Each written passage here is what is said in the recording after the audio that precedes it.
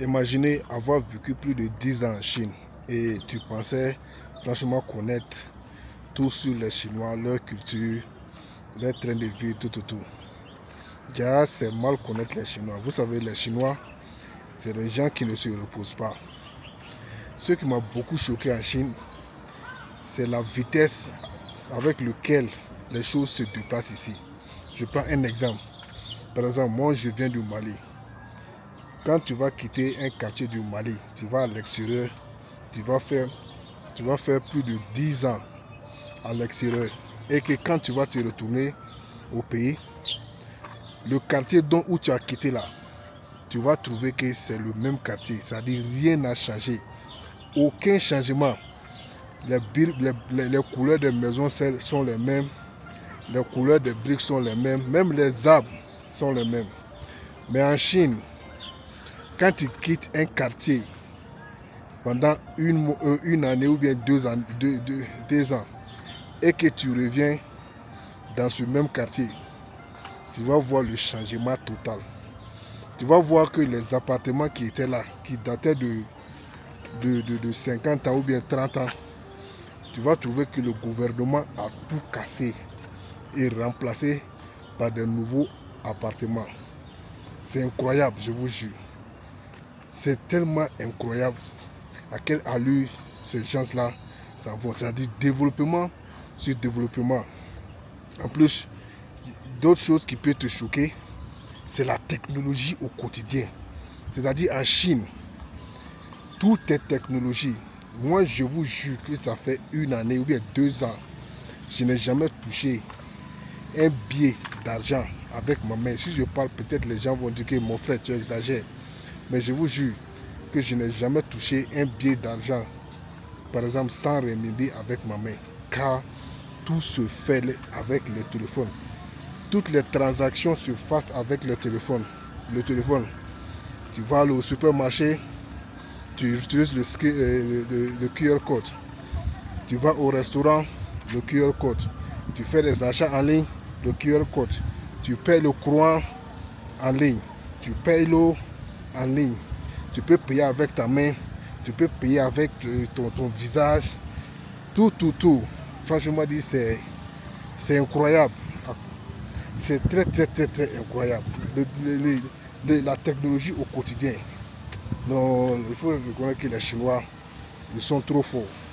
En plus, il y a les moyens de transport. Ça dit tellement les moyens de transport, ça se développe rapidement.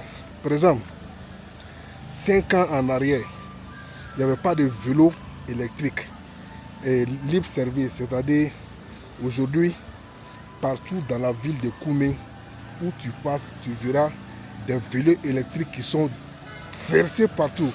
Il faut savoir que ces vélos électriques ont plusieurs couleurs.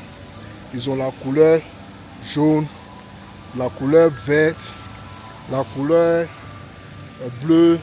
Voilà, c'est 3 sociétés qui se partagent le marché. C'est-à-dire quand tu sors et que tu veux aller quelque part, il suffit juste que tu quittes ta maison, tu vas trouver un vélo libre service. Tu scannes le QR code, tu prends le vélo, tu vas faire tes occupations. Si tu veux, il ne faut pas ramener le vélo. Laisse le vélo là-bas.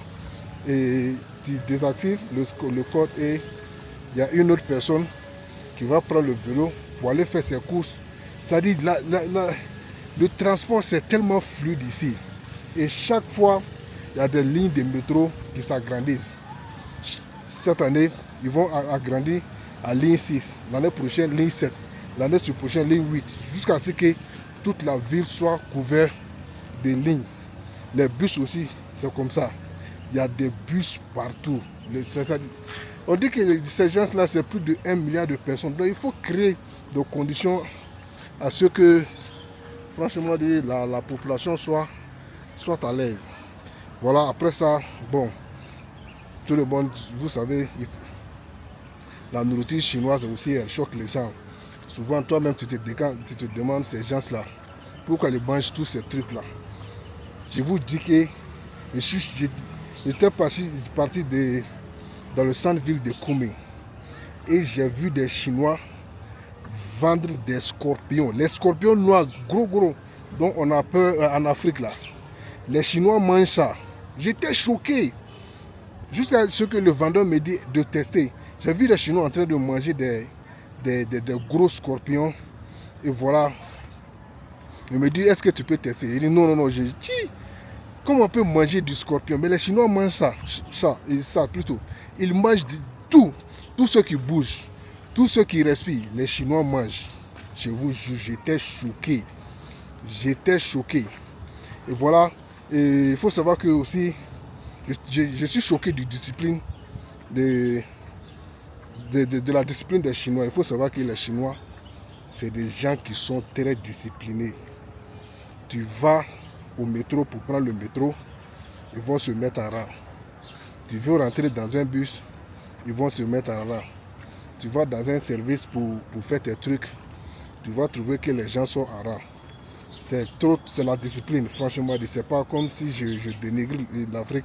Il faut savoir qu'en Afrique, même rentrer dans les stades, tu vas voir que les gens sont en train de faire palabre, en train de se bousculer. Ouais, je suis venu en premier. C'est moi, je suis venu en premier. Mais en Chine, tel n'est pas le cas. Ces gens-là sont trop disciplinés. Je vous jure, j'aime cette discipline des Chinois. En plus, ceux qui choquent aussi, c'est les travailleurs. Les Chinois, c'est des gens qui travaillent, je vous jure. Parce que tout est pris à crédit ici. Maison, tu prends à crédit.